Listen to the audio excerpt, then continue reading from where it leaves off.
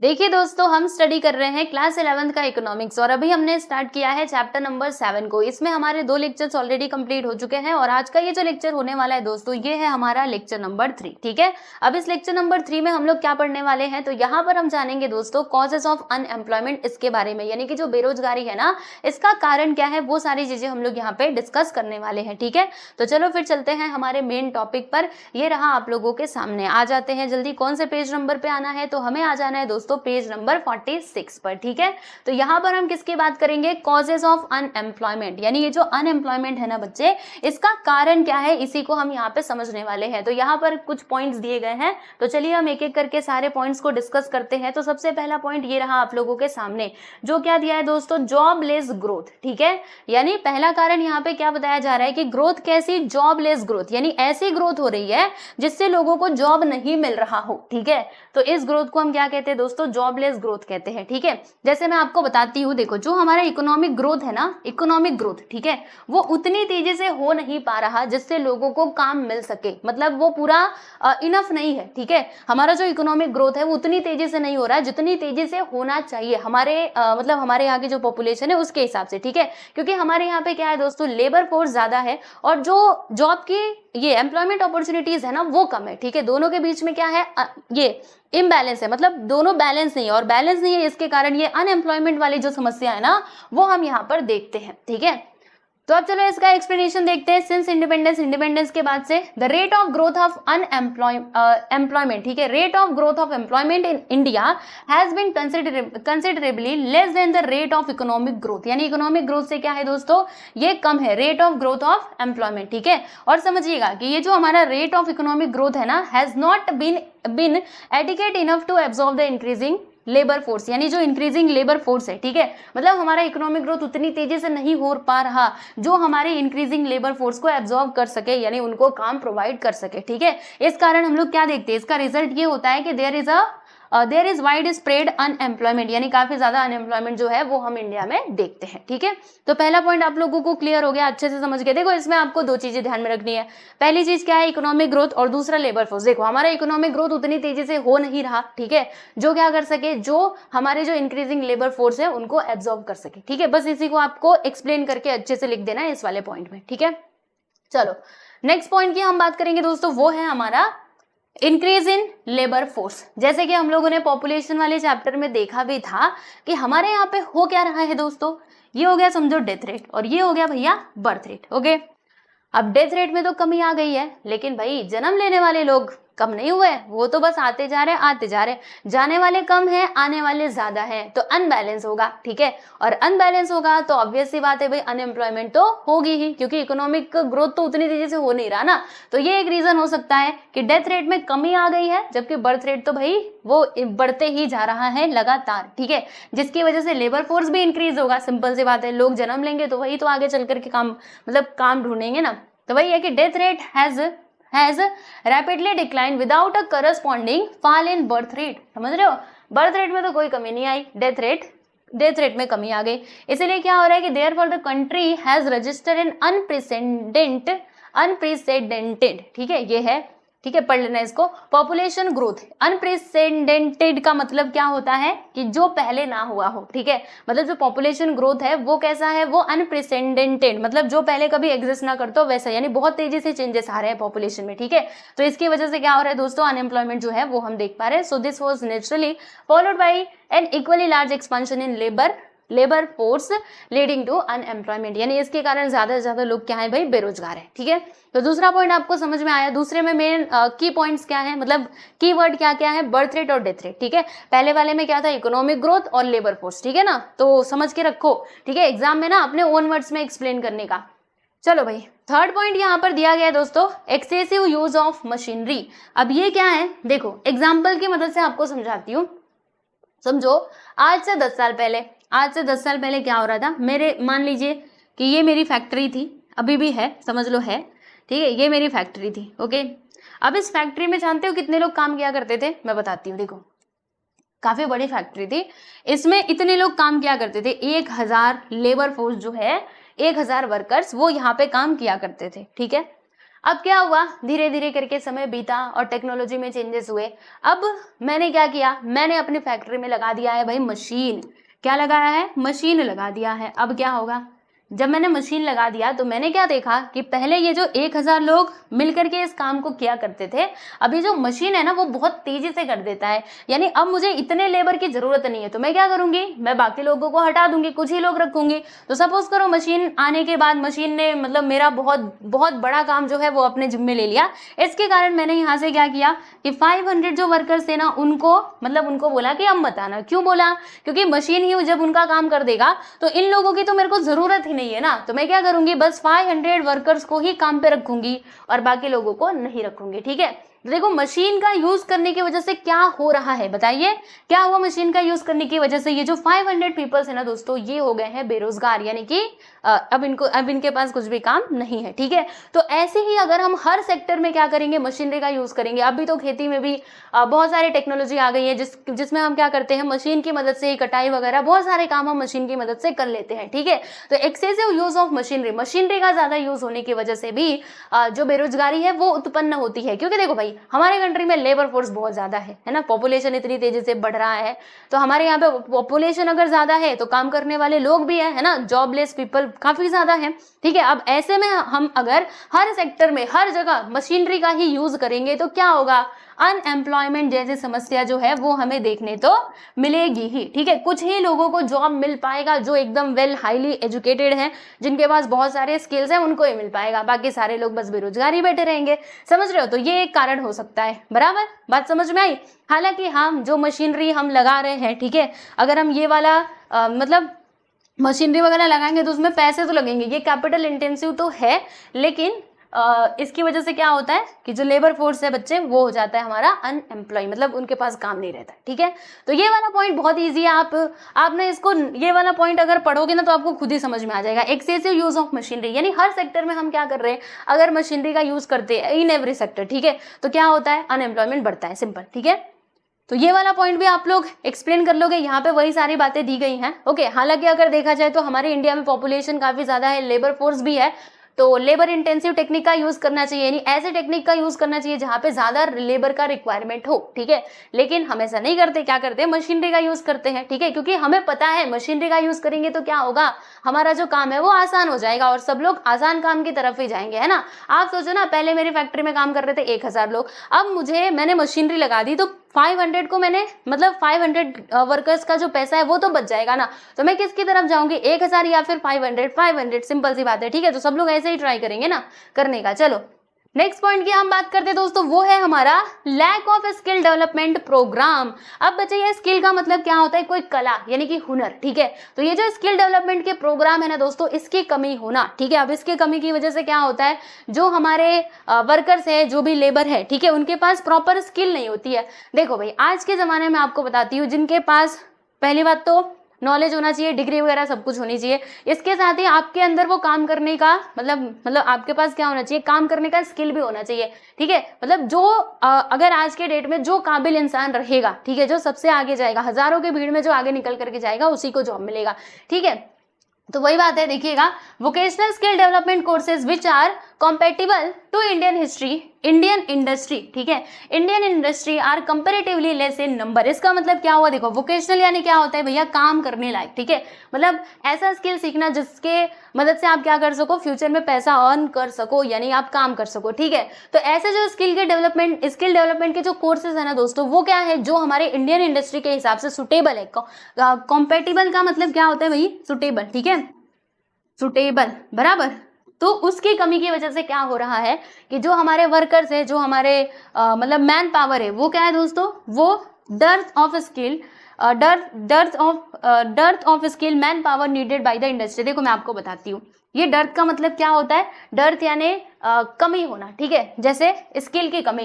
देखो अगर उनको प्रॉपरली डेवलप, ये जो स्किल डेवलपमेंट के कोर्सेज हैं, ठीक है, वो कम अवेलेबल है, वो ज्यादा अवेलेबल नहीं है, इसकी वजह से क्या होगा, इनके पास स्किल नहीं होगी। समझ रहे हो, तो हमारे मैन पावर कैसे होंगे, अनस्किल्ड होंगे। अब अनस्किल मतलब जिसके पास कुछ कला नहीं है, जिसके पास कुछ नहीं है, उसको कौन काम पे रखेगा, बताओ जरा, नहीं रखेगा ना। तो ऐसे में ये जो अनएम्प्लॉयमेंट वाली सिचुएशन है वो हम देख सकते हैं। ठीक है, चलो आगे बढ़ते हैं।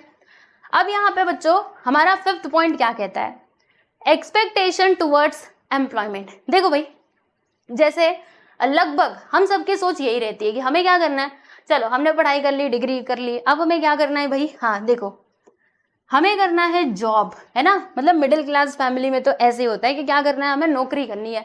कोई ऐसा मतलब बहुत ऐसे कम लोग होंगे जो सोचते होंगे कि नहीं हमें अपना खुद का कुछ करना है, हमें बिजनेस करना है, या फिर हम कुछ ऐसा काम करेंगे जिससे हम क्या कर सके, हम जॉब सीकर नहीं बल्कि जॉब मतलब क्या बनेंगे, जॉब देने वाले बनेंगे, जॉब लेने वाले ना बने। ठीक है, वो बहुत कम लोग सोचते होंगे, लेकिन मोस्टली पीपल जो है वो क्या सोचते हैं कि हमें क्या करना है, हमें जॉब करना है। ठीक है, तो ये एक मेन रीजन है भाई अनएम्प्लॉयमेंट का, समझ रहे हो। देखो एक्सपेक्टेशन टुवर्ड्स एम्प्लॉयमेंट को लेकर के एक्सपेक्टेशन क्या है समझिएगा। ये जो एजुकेटेड यूथ है ना दोस्तों इंडिया का, aspire for white collar job, यानी उनको क्या चाहिए, सबको मोस्टली लोगों को क्या चाहिए भाई, व्हाइट कॉलर जॉब चाहिए। व्हाइट कॉलर जॉब का मतलब क्या होता है, डेस्क वाला जॉब, जैसे कुछ मैनेजर का जॉब। ठीक है, मतलब जो ऑफिस में बैठ करके किया जाता है कंप्यूटर वगैरह पे। ठीक है, तो वैसे जॉब की तरफ क्या होते हैं, सब लोग अट्रैक्ट होते हैं, यानी सबको लगता है कि हमें ऐसा काम मिलना चाहिए। ओके, देखिएगा, there is a lack of innovative, मतलब किसकी कमी है मैं आपको बताती हूँ, innovative and entrepreneurial spirit to organize economic activities where there can be self employed, यानी कोई भी सेल्फ एम्प्लॉयड नहीं होना चाहता। सबको ऐसा लगता है कि हमें व्हाइट कॉलर जॉब मिल जाए, ऑफिस वाला, मस्त हम काम करें और हमारी सैलरी मिल जाए, बस बात खत्म। ठीक है, बहुत कम लोग ऐसे होंगे जो क्या सोचते होंगे कि नहीं हमें बिजनेसमैन बनना है, हमें कुछ ऐसा करना है मतलब जिसकी मदद से क्या कर सके, हम लोगों को काम दे सके। ठीक है, समझ रहे हो कि नहीं। तो ऐसे सिचुएशन है। देखो ग्रेजुएट्स क्या करते हैं, they prefer to remain unemployment till they get a job which is up to their expectation and terms of salary and nature of work, यानी वो क्या करते हैं, ग्रेजुएशन कर ली। ठीक है, अब वो सोचते हैं कि हमें ना मतलब उनकी जो एक्सपेक्टेशन होती है, ठीक है, और वो जो भी जितना भी सैलरी एक्सपेक्ट करते हैं और जो भी वो काम चाहते हैं, ठीक है, जब तक उनको काम नहीं मिलता वो बस ऐसे ही इधर उधर घूमते रहते हैं, समझ रहे हो। तो वही बात दी गई है कि वो क्या प्रीफर करते हैं, रिमेन अनएम्प्लॉयमेंट। ठीक है, वो सोचते हैं कि हम अनएम्प्लॉयड ही रहे जब तक मुझे क्या ना मिल जाए, जॉब ना मिल जाए। ठीक है, वो कुछ एक्स्ट्रा करने की सोचते ही नहीं है, इनोवेटिव कुछ करने की सोचते नहीं है। ठीक है, तो ये है दोस्तों आपका फिफ्थ वाला पॉइंट। तो अगर सब लोग ऐसे सोचेंगे, आप सोचिए कि सब लोग यही सोचेंगे नहीं हमें तो नौकरी करनी है, हमें तो जॉब करना है,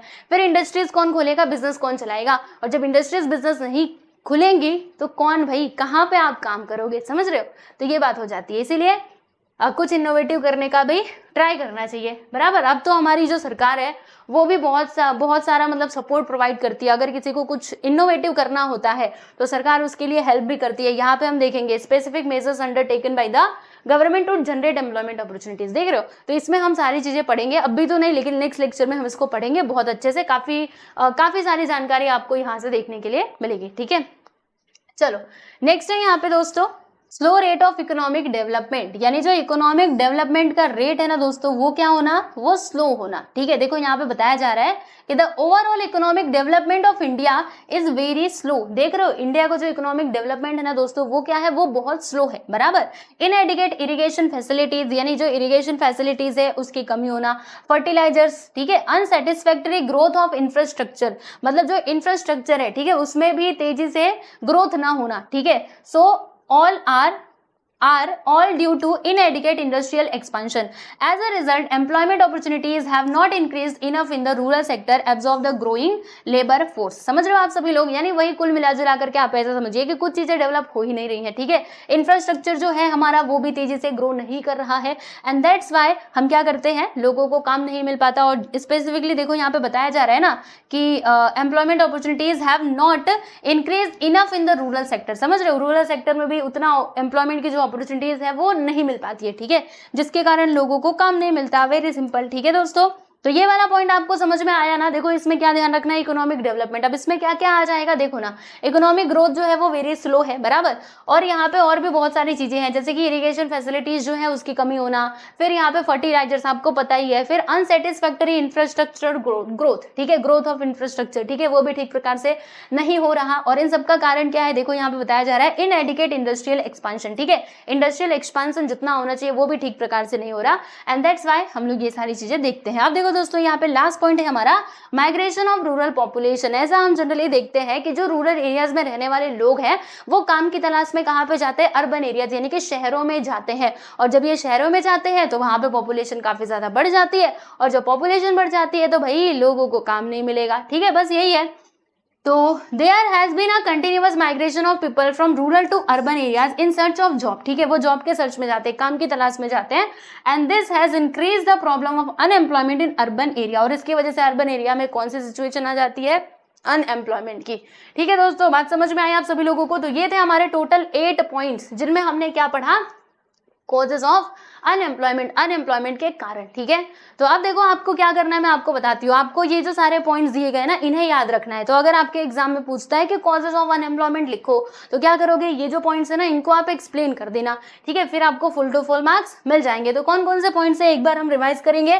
पहला पॉइंट है दोस्तों यहाँ पे जॉबलेस ग्रोथ, दूसरा है increase in labour force, third one is excessive use of machinery, fourth one यहाँ पे आप देख सकते हो दोस्तों lack of skill development programmes, expectation towards employment, है ना, ग्रेजुएशन कर लिया, अब हम सोच रहे हैं हमें जॉब मिल जाए, हमें तो नौकरी करनी है, इनोवेटिव काम कोई नहीं करना चाहता। ठीक है, सीजनल, यहाँ पे क्या है देखो, सीजनल नेचर ऑफ एग्रीकल्चर। अच्छा ये मैंने छोड़ दिया क्या, अच्छा ये तो मैंने छोड़ ही दिया, देख रहे हो, यहाँ मैंने 7वां पढ़ाया और ये 8वां पढ़ाया और इसको तो मैं भूल ही गई। आज इसको भी देख लेते हैं, ये वाला पॉइंट तो बहुत ईजी है, सीजनल नेचर ऑफ एग्रीकल्चर। ठीक है, अब आप सभी को पता है, हमने पहले भी देखा था टाइप्स ऑफ अनएम्प्लॉयमेंट में भी हमने देखा था कि जो खेती का काम है ना भाई, वो 12 महीने नहीं चलता। ठीक है, कुछ ही महीने ये चल पाता है, जिसमें फार्मर्स लोग क्या करते हैं, अपना काम करते हैं, बाकी समय पे वो बस ऐसे ही बैठे रहते हैं बिना काम के। ठीक है, तो ये भी एक कारण हो सकता है, सीजनल नेचर ऑफ एग्रीकल्चर। और जानते हैं आप सभी लोग, देखो इंडिया में क्या होता है कि जो फार्मर्स है ना दोस्तों, मतलब जो खेती का काम है वो किसके ऊपर डिपेंड होता है, मॉनसून के ऊपर डिपेंड होता है।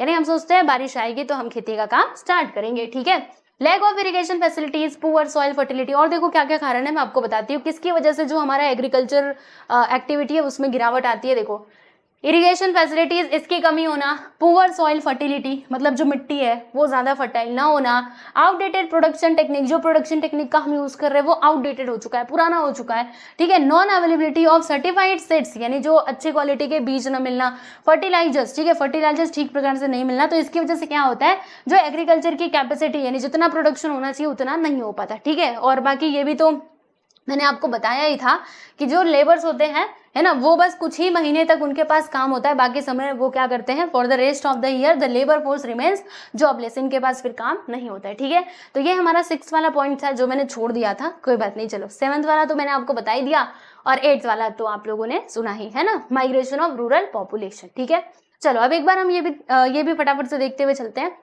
यू शुड नो, आपको पता होना चाहिए इफेक्ट्स ऑफ अनएम्प्लॉयमेंट, अनएम्प्लॉयमेंट के इफेक्ट क्या क्या है। तो देखो भाई, इसके कुछ इकोनॉमिक इफेक्ट होते हैं और दूसरा सोशल इफेक्ट होते हैं। इकोनॉमिक इफेक्ट क्या क्या होता है कि वेस्ट ऑफ ह्यूमन रिसोर्सेज, मतलब काम नहीं है ना लोगों के पास, तो हमारे पास ह्यूमन रिसोर्स तो है लेकिन उसको हम प्रॉपरली यूटिलाइज नहीं कर पा रहे हैं। Difficult to implement welfare schemes, ठीक है, पॉपुलेशन ज्यादा होगी, लोग ऐसे ही बेरोजगार बैठे रहेंगे, तो difficult to implement welfare schemes. ठीक है, वेलफेयर स्कीम्स को क्या करना, डेवलप करना, ये मुश्किल का काम हो जाता है। पॉवर्टी एंड इनकम इनइक्वालिटी, गरीबी हो जाना, इनकम इनइक्वालिटी होना। फिर ग्रोथ ऑफ इनफॉर्मल सेक्टर, यानी जो इनफॉर्मल सेक्टर है, देखो एक तो फॉर्मल मतलब इनफॉर्मल यानी क्या होता है, जैसे कोई ऐसा काम जो प्रॉपर ना हो, जैसे मैं आपको बताती हूँ, जैसे हम देखते हैं ना हॉकर वगैरह, जो फेरी वाले वगैरह होते हैं, तो उनको आप इस सेक्टर में रख सकते हो, जैसे कोई भी ऐसे काम शुरू कर देना। ठीक है, तो वो इनफॉर्मल सेक्टर का इंक्रीज होना है ना, हाई डिपेंडेंसी रेशियो, है ना, लोग क्या होते हैं फिर डिपेंड हो जाते हैं ना, क्योंकि उनके पास वो खुद ही काम नहीं कर रहे तो दूसरों के ऊपर ही डिपेंड रहेंगे। सोशल इफेक्ट्स क्या क्या है भाई, सोशल टेंशन एंड अनरेस्ट, फिर लॉस ऑफ ह्यूमन डिग्निटी, ठीक है, जो ह्यूमन का डिग्निटी है उसमें कमी आना, हेल्पलेसनेस। ठीक है, चलो अब यहाँ पे एक और चीज मैं आपको बताने वाली हूँ, वो है दोस्तों general measure to reduce unemployment, मतलब अनएम्प्लॉयमेंट को कैसे कम किया जा सकता है। यहाँ पे कुछ मेजर्स दिए गए हैं। नाउ लेट अस अंडरस्टैंड, मतलब लेट अस रीड। देखो यहाँ पे क्या दिया, पहला डेवलपमेंट ऑफ एग्रीकल्चरल सेक्टर, यानी एग्रीकल्चर सेक्टर को क्या करना, डेवलप करना। प्रोविजन फॉर अल्टरनेटिव ऑक्यूपेशन, यानी अल्टरनेटिव जो ऑक्यूपेशन है, ठीक है, उसके ऊपर काम करना। जैसे मान लीजिए गाँव में बराबर फार्मर लोग कुछ ही महीने काम करते हैं, बाकी समय में वो जॉबलेस होते हैं। ठीक है, अब ऐसे समय में मतलब उनके लिए कुछ ऐसी अपॉर्चुनिटी लेकर के आना कि वो क्या कर सके, मतलब ऐसा सरकार को प्रयास भी करना चाहिए कि ऐसे कुछ अपॉर्चुनिटीज लेकर के आए ताकि वो खाली ना बैठे, उनके पास पूरे महीने, पूरे साल के साल भर, ठीक है, साल के 12 महीने उनके पास काम रहे।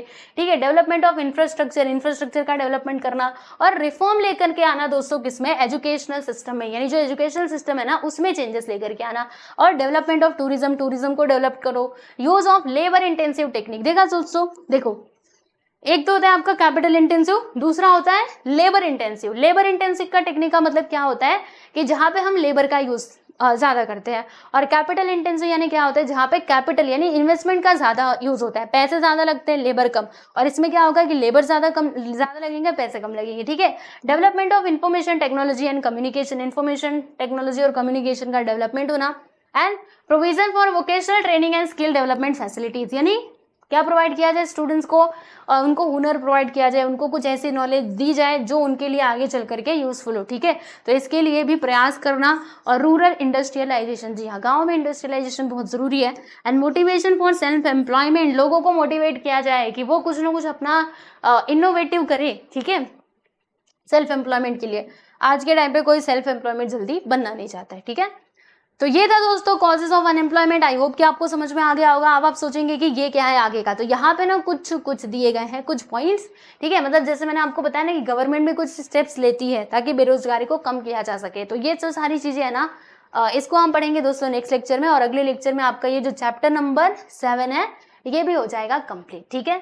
तो चलो भाई आज के लिए बस इतना ही, और मिलते हैं हम लोग बहुत ही जल्द नेक्स्ट वीडियो में। और बता दूं आप लोगों को, आज मैं बता ही देती हूँ, आ गए ना यहाँ पे, ये लो देखो, रेगुलर अपडेट के लिए हमारे टेलीग्राम चैनल से जुड़ सकते हैं आप सभी लोग, ये है।